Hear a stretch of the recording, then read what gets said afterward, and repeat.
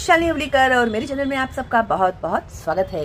तो भाई आप लोगों की अभी दूसरी इकाई जो है वो शुरू हो गई है और दूसरी इकाई का जो नवनीत के जो क्वेश्चन एंड आंसर्स थे वर्कबुक के वो मैंने अपलोड कर दिए हैं। लेकिन कुछ बच्चों ने मुझे रिक्वेस्ट किया था नवजीवन के टर्म बुक अपलोड करने के लिए। तो चलो भाई मेरे स्टूडेंट्स कहे और शालिनी हुबलीकर ना करे, ऐसे कभी हो सकता है क्या? कभी नहीं हो सकता। ओके, तो आप लोगों को एग्जाम में कैसे पूछे जाते हैं, ऐसे एक आपको चित्र दिया जाता है, फिर चित्र में आप लोगों को क्या क्या दिखाई दे रहा है उसके बारे में लिखो। ये एक्सप्लेनेशन ऑलरेडी मैंने कर दिया है, अगर आपने नहीं देखा है ना बच्चों तो प्लीज इसका एक्सप्लेनेशन देखना। लेकिन इस वीडियो में भी हम लोग एक बार इसका एक्सप्लेनेशन देखेंगे कि चित्र क्या है और हमें इसमें क्या क्या दिखाई दे रहा है। तो दूसरी इकाई में एक जो है आपका है उपयोग। हमारे उपयोग का मतलब होता है यूजेस, अवर यूजेस। ओके, तो पाठ परिचय यह एक चित्रात्मक पाठ है। चित्रात्मक यानी पिक्चर वाला, चित्र मीन्स पिक्चर। तो यह एक चित्रात्मक पाठ है। इस पाठ में चित्रों द्वारा डाकघर और बैंक के कामकाज से परिचित करवाया है। अभी ये जो पिक्चर्स है, ये एक पिक्चर में एक है डाकघर, डाकघर यानी पोस्ट ऑफिस, और एक है बैंक। तो बैंक के बारे में इन लोगों ने हम लोगों को इंट्रोड्यूस कराया हुआ है। तो जनरली आप लोग ऐसे जरूरत नहीं पड़ती है डाकघर और बैंक्स में जाने की, तो आप लोगों को भी पता चले कि वहां पर क्या क्या होता है। इसके लिए यह एक पाठ परिचय जो है चित्रात्मक पाठ, पिक्चर वाला पाठ, ठीक है। तो उसमें हम सीखने वाले डाकघर और बैंक। अभी सबसे पहले हम लोग लेंगे डाकघर। डाकघर यानी पोस्ट ऑफिस, ठीक है। डाकघर का मतलब होता है पोस्ट ऑफिस। सरकार अपने विभिन्न विभागों द्वारा जनता की सेवा करती है। सरकार मीन्स गवर्नमेंट, गवर्नमेंट के जो अलग अलग विभाग मीन्स डिपार्टमेंट्स जो होते हैं उसके द्वारा वह लोगों की सेवा करती है। डाक विभाग उन्हीं में से एक है। तो उसमें से एक कौन सा है? Post office. पोस्ट ऑफिस यानी डाक विभाग। डाक विभाग द्वारा गांव गांव में डाक सेवा मुहैया की जाती है। डाक सेवा गांव गांव में मुहैया की जाती है मीन्स अवेलेबल किया जाता है। डाकघर का प्रमुख अधिकारी पोस्ट मास्टर कहलाता है। मेन कौन होता है डाकघर में? तो मेन होता है पोस्ट मास्टर। डाकघर द्वारा डाक पत्र, पार्सल, मनी ऑर्डर आदि घरों तक पहुंचाना और उस स्थान की डाक बाहर पहुंचाने का प्रबंध करता है। तो भी पोस्ट ऑफिस में क्या होता है? लेटर्स जो होते हैं ना, डाक पत्र होते हैं या फिर पार्सल होते हैं, एक जगह से दूसरी जगह पे भेजना है तो वो पार्सल। मनी ऑर्डर का मतलब होता है पैसे भेजना, ठीक है। फिर उसके बाद आदि घरों तक पहुंचाना और उस स्थान की डाक बाहर पहुंचाने का प्रबंध करता है। अभी जिस जिस गांव में जो जो डाकघर है, अभी शहर से मैंने समझो कुछ भेजा किसी को गांव में, तो वो यहाँ डाकघर में जाएगा, फिर वो डाकघर में उसको स्टैंपिंग वगैरह होगा, फिर वो उस गांव के डाकघर में जाएगा, फिर उस डाकघर से फिर वहां के जो गांव है जहाँ मनी ऑर्डर देने हैं, मनी ऑर्डर ने पैसे देने हैं, पार्सल देने हैं, तो फिर वो लोग वहां से घर तक पहुंचाते हैं, ठीक है। इसके अलावा यहाँ राष्ट्रीय बचत पत्र, किसान विकास पत्र, पीपीएफ, वरिष्ठ नागरिक बचत योजना, आवर्ती जमा योजना जैसी योजनाएं उपलब्ध है जहां लोग सुरक्षित निवेश करते हैं। अभी इसके अलावा राष्ट्रीय बचत पत्र और किसान विकास पत्र, किसान मीन्स फार्मर, फार्मर के लिए भी कुछ ऐसे फैसिलिटीज उन लोगों ने किए हैं। पीपीएफ, वरिष्ठ नागरिक बचत योजना, जो वरिष्ठ नागरिक है, सीनियर सिटीजन्स, उन लोगों के लिए भी कुछ प्लानिंग्स है।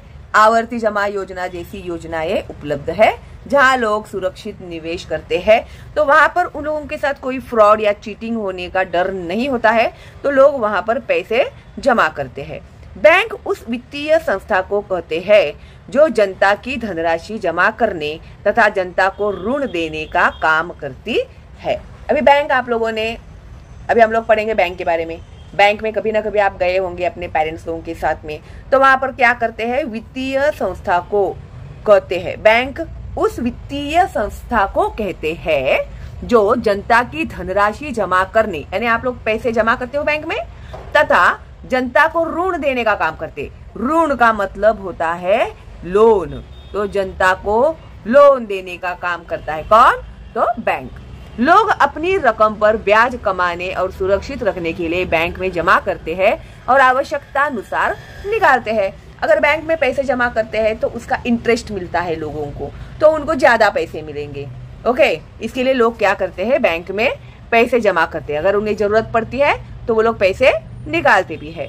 बैंक इस जमा राशि की जरूरतमंद को ऋण देकर ब्याज कमाते हैं। अभी समझो कोई जरूरतमंद इंसान है, अभी समझो किसी को घर खरीदना है, किसी को दुकान खरीदना है, तो वो क्या करेगा? वो बैंक पे पास जाएगा और बैंक में जाके वो लोन लेगा। अगर वो पैसे ले रहा है बैंक से तो उसे ब्याज देना पड़ता है, उसके ऊपर उसे इंटरेस्ट देना पड़ता है। किसे? जिस इंसान ने लोन लिया है उसे। तो उसे ऋण यानी लोन देकर भी बैंक क्या करती है? ब्याज कमाती है। अगर कोई एफडी करता है, बैंक में पैसे जमा करता है, तो बैंक इंटरेस्ट देता है। अगर कोई बैंक से लोन लेता है तो बैंक इंटरेस्ट लगाता है उस पर और इंटरेस्ट लेता है। ठीक है, तो देता भी है और लेता भी है। इस तरह दोनों एक दूसरे पर निर्भर है यानी डिपेंडेंट है। और देश की कृषि यानी फार्मिंग, व्यापार मीन्स बिजनेस, उद्योग मीन्स भी वही बिजनेस ही हुआ, इंडस्ट्रियलाइजेशन वगैरह, बैंक व्यवस्था पर निर्भर है। तो वो लोग ट्रांजैक्शन करते हैं ना, बैंक में से निकालना, पैसे डालना, सैलरी देना वर्कर लोगों को, ये जो भी होता है ट्रांजैक्शन, वो सब बैंक में ही होता है। बैंक राष्ट्रीय तथा सरकारी तत्व पर चलती है।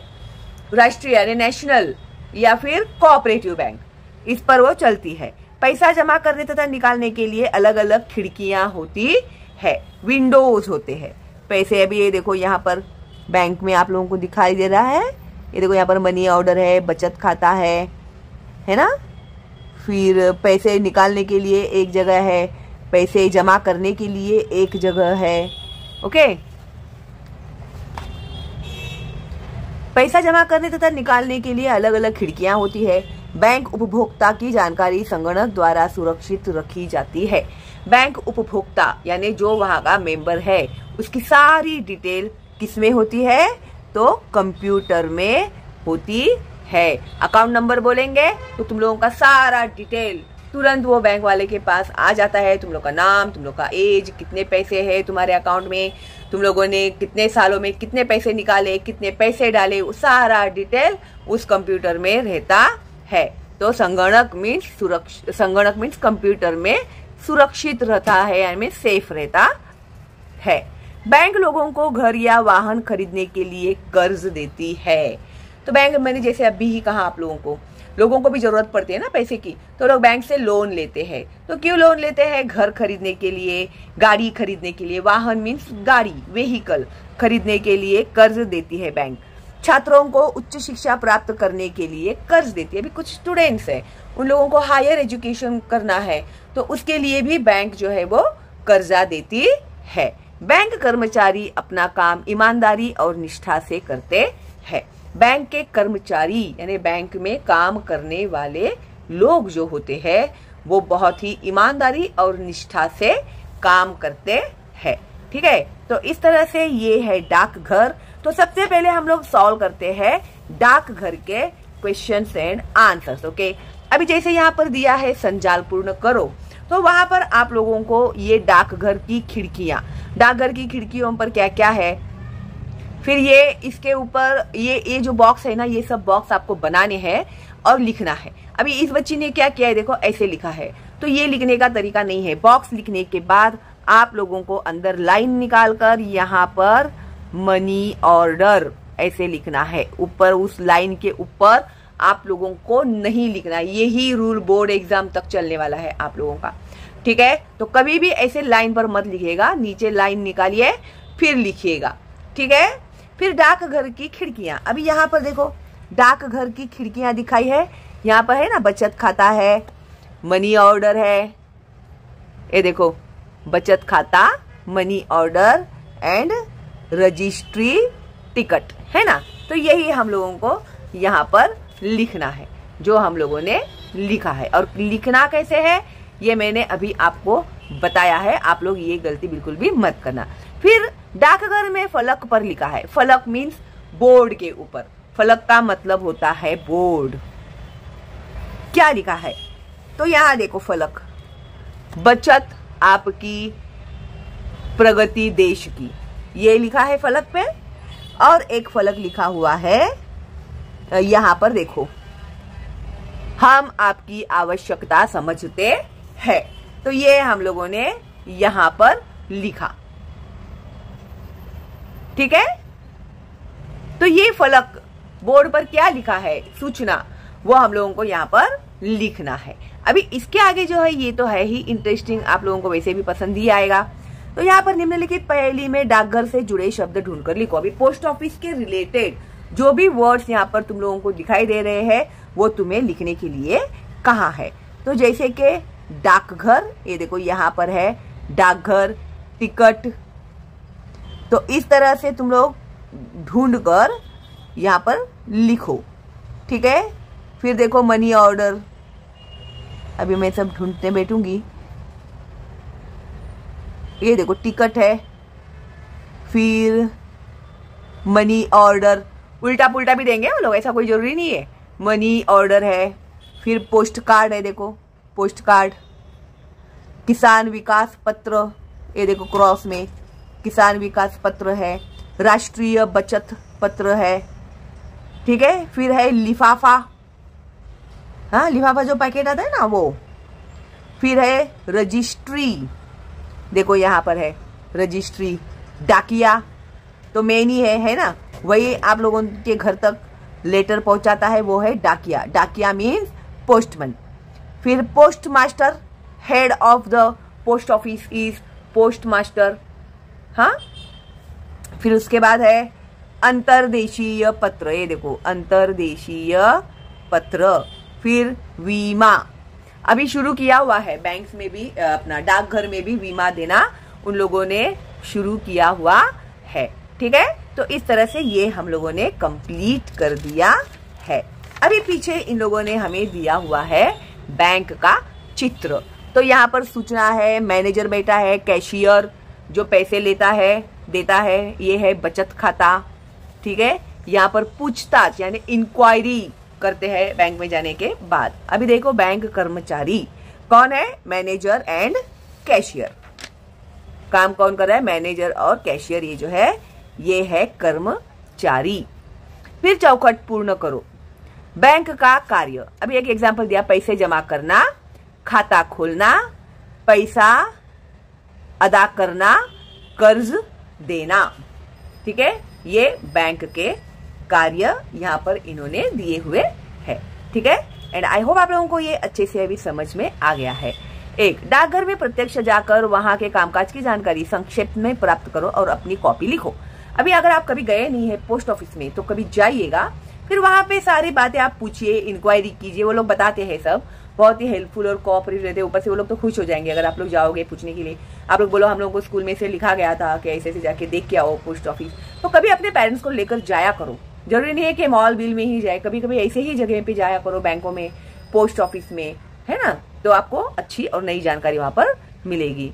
बैंक की एटीएम मशीन किस काम आती है बताओ। अभी एटीएम मशीन क्या करते हैं, हम लोग पैसे निकालते हैं, और अभी तो एटीएम मशीन आए हैं जिसमें से हम लोग पैसे ट्रांसफर भी कर सकते हैं, ठीक है। तो इस तरह से ये है हम लोगों का उपयोग। हमारे ये जो नवजीवन के वर्कबुक के जो आंसर्स थे वो मैंने अपलोड कर दिए हैं आप लोगों के लिए, और एक्सप्लेनेशन भी कर दिया है। तो आपको, मुझे नहीं लगता कोई भी अभी डिफिकल्टी होगी।